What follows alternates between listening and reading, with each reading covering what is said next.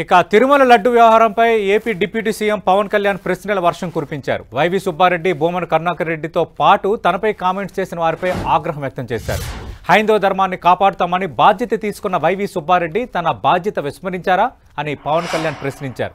కేవలం రాజకీయంగా పదవులు అనుభవించారా అని అడిగారు.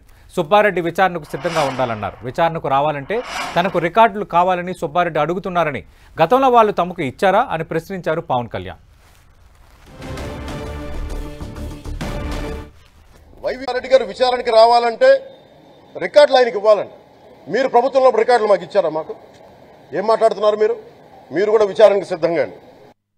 వైవి సుబ్బారెడ్డి గారు విచారణకి రావాలంటే రికార్డులు ఆయనకి ఇవ్వాలండి. మీరు ప్రభుత్వంలో రికార్డులు మాకు ఇచ్చారా? మాకు ఏం మాట్లాడుతున్నారు మీరు?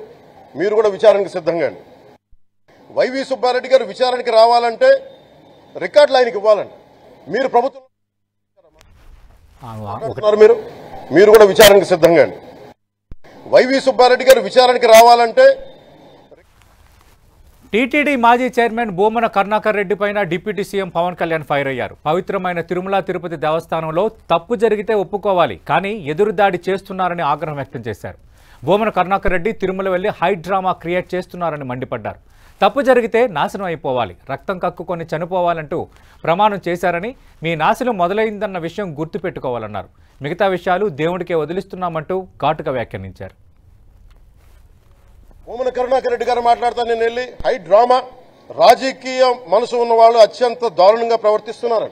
లడ్డు కలుషితమైంది అంటున్నారు. కల్తీ నెయ్యితో తప్పు చేసి ఉంటే సర్వనాశనం అయిపోతాం, రక్తం కక్కుని చచ్చిపోతాం. మీ నాశనం మొదలైంది. రెండోది అది భగవంతుడికి వదిలేస్తున్నాం.